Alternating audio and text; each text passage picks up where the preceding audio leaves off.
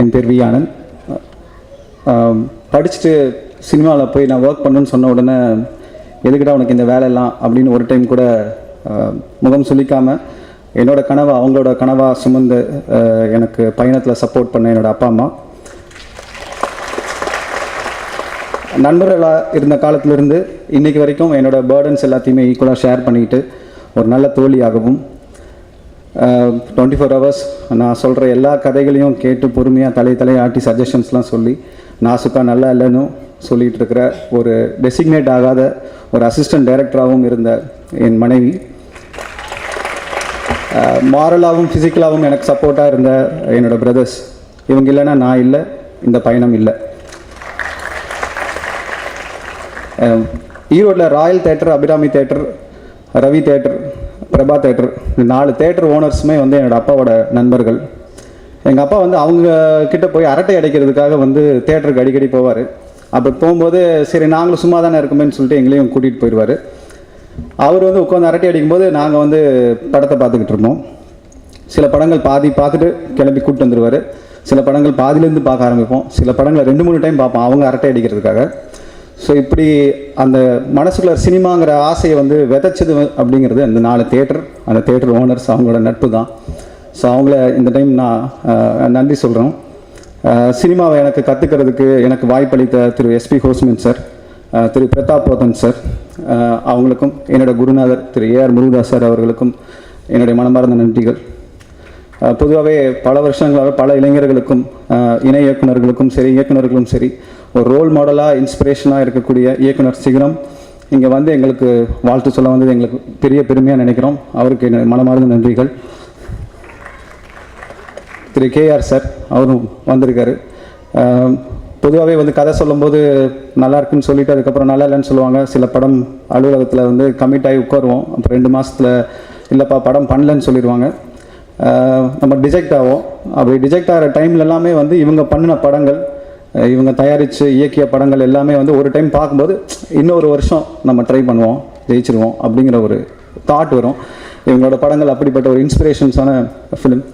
So அவங்கள பார்க்கும்போது நம்ம அசிஸ்டன்ட் டைரக்டர்ஸ் வந்து ஒவ்வொரு டைம் தோல்வியை சந்திக்கும் போதும் இல்லை இன்னொரு வருஷம் புஷ் பண்ணுவோம், நம்ம ஜெயிச்சிருவோங்கிற நம்பிக்கை வரும். ஸோ அப்படிப்பட்ட படங்களை கொடுத்த இவங்க எல்லாருமே இன்றைக்கி வந்து வாழ்த்து வந்திருக்கிறது எனக்கு ரொம்ப பெருமையான ஒரு விஷயமா இருக்குது. அப்புச்சி கிராமம் இது வந்து ஒரு 6 வருஷத்துக்கு முன்னாடி செஞ்ச கதை. நான் ஸ்கூலில் படிக்கும்போது ஒரு சின்ன கிளிப்பிங் ஒன்று வந்தது. அதில் வந்து ஈரோடு பக்கத்தில் ஒரு கிராமத்தில் உலகம் அழிய போகுதுன்னு சொன்ன உடனே அந்த கிராமத்து மக்கள் எல்லாமே வந்து நாளைக்கு இருக்குமோ இல்லையோ தெரியாது, சேர்த்து வச்ச பணத்தெலாம் நம்ம என்ன பண்ண போகிறோம், நைட் எல்லாருமே வந்து சாப்பிடுவோம், ஜாலியாக என்ஜாய் பண்ணுவோம், நமக்கு வந்து எந்த ஒரு எனிமிட்டியும் வேண்டாம் அப்படின்னு நினச்சிக்கிட்டு எல்லாருமே சந்தோஷமாக ஒன்று கூடி செலிப்ரேட் பண்ணாங்க. அடுத்த நாள் உலகம் அழியல. பட் அந்த ஒரு நாளும் அதற்கு பிறகு அந்த கிராமமும் வந்து பலவித மாற்றங்களை வந்து சந்திச்சது. எனக்கு இந்த விஷயம் ரொம்ப ஒரு இன்ஸ்பிரேஷனாக இருந்தது. பொதுவாகவே நமக்கு வந்து நம்ம பிறந்த தேதியும் நேரமும் நமக்கு தெரியும். பட் ஒருவேளை நம்ம சாக போகிற நேரமும் தேதியும் நமக்கு தெரிய நேர்ந்தால் அந்த மிச்சம் இருக்கிற நாட்களில் வந்து நம்ம இப்படியே வாழ்வோமா இல்லை நம்மளை திருத்திக்கிட்டு வேறு விதமாக வாழ நினைப்போமா அப்படிங்கிற ஒரு விஷயம்தான் இந்த படத்தோட மையக்கரு.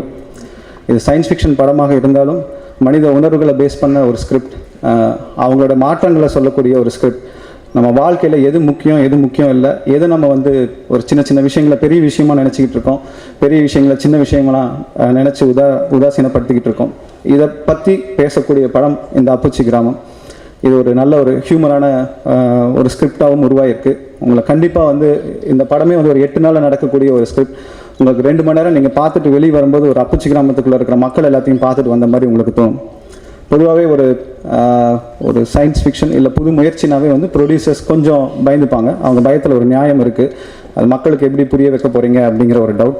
பட் அதெல்லாம் தாண்டி நான் பவுண்ட் ஸ்கிரிப்ட் கொடுத்த உடனே ஒரு 2 டேஸில் வந்து நீங்கள் ஷூட்டிங் ஸ்டார்ட் பண்ணுறீங்களா அப்படின்னு வந்து கேட்ட ப்ரொடியூசர்ஸ் ஐ கேட்ச் மல்டிமீடியாவை சேர்ந்த விஷ்ணு முரளி சாரும் செந்தில்குமார் சாரும் அவங்க கிடைச்சது எனக்கு ஒரு பெரிய பிளெஸிங்காக நான் நினைக்கிறேன். இதுக்கு வந்து ப்ரீ ப்ரொடக்ஷன் அப்படிங்கிறது 6 வருஷம் நடந்த ஒர்க்கு. எனக்கு கடைசியாக கிடைச்சது ப்ரொடியூசர்ஸ். அதுக்கு முன்னாடி வந்து எனக்கு மொத்த டீமுமே அமைஞ்சிருச்சு.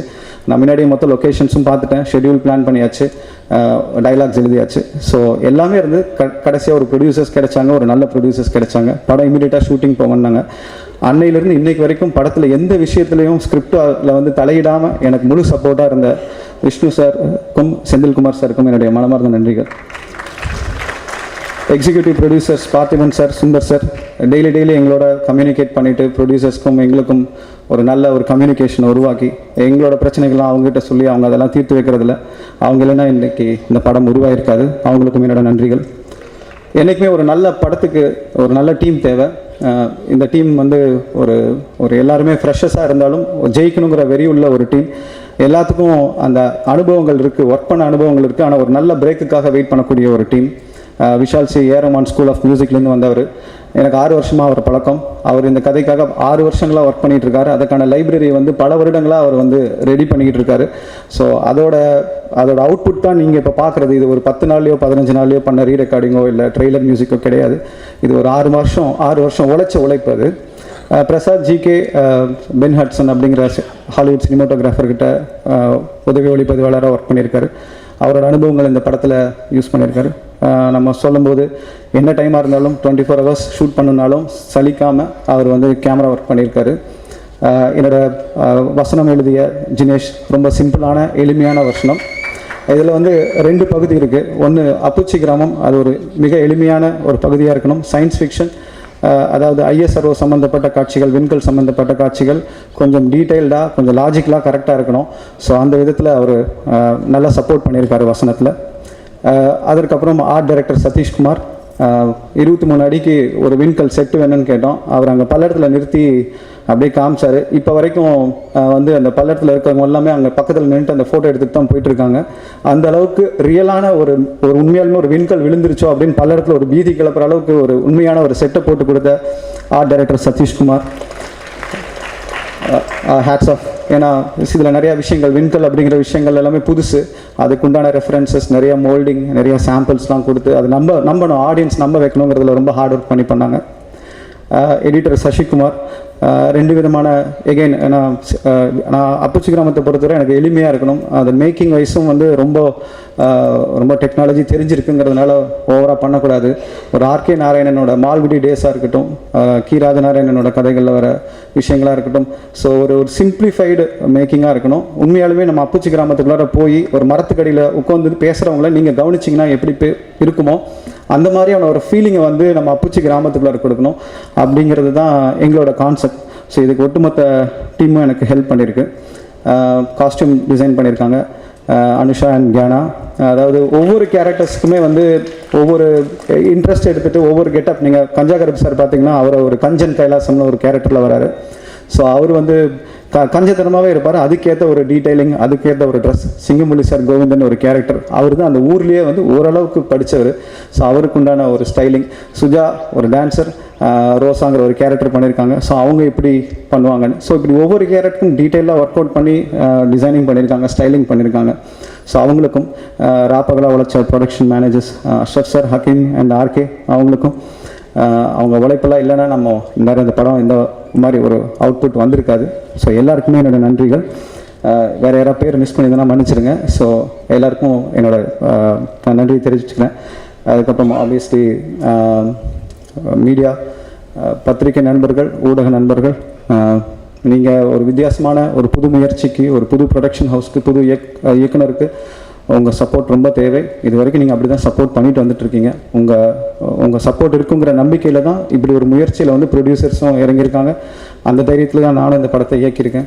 ஸோ உங்கள் சப்போர்ட் எங்களுக்கு கண்டிப்பாக வேணும். ரசிகர்கள் என்றைக்குமே வந்து எந்த நியூ ஃபேஸாக இருந்தாலும், ஒரு சின்ன ப்ரொடக்ஷன் ஹவுஸாக இருந்தாலும், கதை டிஃப்ரெண்ட்டாக இருக்குது அப்படின்னா அதை வந்து தேட்டரில் க்ரௌடாக போய் அப்ரிஷியேட் பண்ணுற ரசிகர்கள் உங்கள் சப்போர்ட்டும் எனக்கு தேவை. இங்கே வந்திருந்து எங்களை எல்லாம் வாழ்த்துனதுக்கு ரொம்ப நன்றி. தேங்க்யூ. எல்லாருக்கும் வணக்கம்.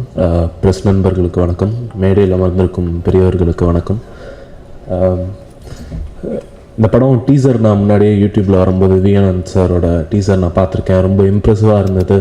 ஒரு 10 செகண்ட்ஸ் டீசர் வந்து ஒரு இங்கிலீஷ் படத்துக்கு ஈக்குவலான்றதை விட இங்கிலீஷ் படம் மாதிரியே பார்க்குற மாதிரி இருந்தது. அண்ட் நம்ம இங்கிலீஷ் படத்தில் நிறைய படங்கள் பார்த்துருக்கோம், மீட்டியர் ஓரியன்ட் ஃபிலிம்ஸ்லாம், ஆர்மேகடன், டீப் இம்பேக்ட்லாம். பட் ஆனால் தமிழ் படத்தில் வந்து முறையாக ஒரு மீட்டியர் ஓரியன்ட் படம் பார்க்கும்போது ரொம்ப சந்தோஷமாக இருந்தது. அதுலேயும் நிறையா காஸ்டிங் உள்ள படம். கிட்டி சார், நாசர் சார் சேர்ந்து பார்க்குறது ரொம்ப நாள் கழிச்சு ரொம்ப நல்லா இருந்தது ஸ்க்ரீனில் பார்க்குறதுக்கு.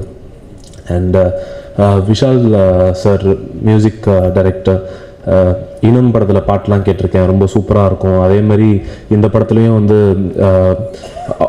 ஒரு கமர்ஷியலைஸ்டாக ரொம்ப நல்லா போட்டிருக்காரு. கானாபாலா சார் சாங்காக இருக்கட்டும், இல்லை இந்த டூயட் சாங்காக இருக்கட்டும், ரொம்ப நல்லா இருந்தது. அதே மாதிரி டைரக்டர் சார் வந்து ஏஆர் முருகதாஸ் சாரோட அசிஸ்டன்ட் கேள்விப்பட்டோம். அந்த ஸ்கூல்லேருந்து வரும்போதே சொல்ல தேவையில்லை, ஏன்னா நிச்சயமாக சூப்பராக இருக்கும். நாங்களாம் முருகதாஸ் சாரோட பெரிய ஃபேன். தீனா படத்துலேருந்து துப்பாக்கி, ரமணா எல்லாமே பார்த்து ரசிச்சிருக்கோம். முருகதாஸ் சார் எப்படி வந்து விஜய் சாரை வச்சு துப்பாக்கி இப்போ கத்தி சூப்பராக பண்ணிகிட்ருக்காரோ, அதேமாதிரி விஎன்என் சார் வந்து பிரவீன் வச்சு ஒரு விஜய் சார் சேலில் பண்ணுற மாதிரி எனக்கு இருந்து பார்க்கறதுக்கு ஒரு சின்ன விஜய் சாரை பார்க்குற மாதிரி இருந்தது பிரவீன் பார்க்கும்போது. ரொம்ப டேலண்டடான ஒரு ஆர்டிஸ்ட்டு, ஒரு நல்ல ஃப்ரெண்ட், சூப்பராக வரணும்னு வேண்டிக்கிறேன் கடவுளை. அதேமாதிரி இந்த டீம் எல்லாத்துக்கும் என்னோடய பெஸ்ட் விஷஸ். இந்த படம் நிச்சயமாக ஒரு ட்ரெண்ட் செட்டிங் உருவாக்கும்னு நினைக்கிறேன். எல்லாருக்கும் என்னோடய வாழ்த்துக்கள். நிக்கில் அண்ணனுக்கு ரொம்ப நன்றி, ஏன்னா அவர் தான் எல்லாமே இங்கே. ஸோ தேங்க்ஸ்ண்ணா, thank you so much. Thank you all. Actually எனக்கு தமிழ் கரெக்டாக தெரியுது, இதுதான் தப்பு என்ன பண்ணிருக்கேன். அண்ட் ஃபர்ஸ்ட் ஆஃப் ஆல் வந்து நான் விவேக் ரொம்ப தேங்க்ஸ் சொல்லணும். எதுக்குனாலும் ஃபஸ்ட்டில் பயங்கர ஒரு என்ட்ரி கொடுத்துருச்சு எனக்கு. So thanks to Vivekanand, thanks my producer also. So thanks a lot. Appuchi Gramam ஒரு நல்ல எஃபர்ட், ஒரு புது எஃபர்ட். வி ஆனந்த் சார் கிட்டத்தட்ட ஒரு 3-4 இயர்ஸ்க்கு முன்னாடியே வந்து நானும் விஷால்லாம் வந்து ஷார்ட் ஃபிலிம்ஸ்லாம் சேர்ந்து பண்ணிகிட்டு இருக்கோம். சின்ன சின்ன கார்பரேட் ஃபிலிம்ஸ், ஆட்ஸ் அந்த மாதிரிலாம் பண்ணிகிட்டு இருக்கும்போது ஃபஸ்ட்டு விஷால் வந்து படம் அப்படின்னு சொல்லிட்டு ஒரு கதை கேட்குறான். கதை கேட்டுட்டுன்னு சொல்கிறான், மச்சான் செமையாக ஒரு கதை கேட்டேன் நான், இந்த மாதிரி ஒரு கிராமமாக அதில் மீட்டியரைட் ஷவர் இருக்கான் அப்படின்னோடனே ரொம்ப எக்ஸைட்டிங் ஆகிடுச்சு. இந்த மாதிரி ஒரு ப்ராஜெக்ட் வந்து இந்த மாதிரி ஒரு சின்ன டீம் கிட்ட வந்திருக்கே அப்படிங்கிறது ஒரு விஷயம். இந்த சின்ன டீம், இந்த சின்ன படம் இன்றைக்கி இவ்வளோ பெரிய அளவில் உங்கள் எல்லோரும் முன்னாடி இருக்கிறதுக்கு முக்கியமான காரணம் ப்ரொடியூசர்ஸ் விஷ்ணுமுரளி அண்ட் செந்தில்குமார். அவங்களுக்கு தேங்க்ஸ். இந்த மாதிரி யங் டெக்னீஷியன்ஸ்க்கு அடையாளம் கொடுத்த டிரெக்டர் வி ஆனந்த் சார், மற்றபடி எல்லாருக்குமே ரொம்ப நன்றி. இங்கே இருக்கிற 2 ரொம்ப important people, Bharathiraja sir and Murugadoss sir, இவங்கெல்லாம் வந்து தேவ் கிரேஸ் தி அக்கேஷன். கேஆர் சார்லாம் வந்து வாழ்த்துறதே வந்து ரொம்ப பெரிய விஷயம்.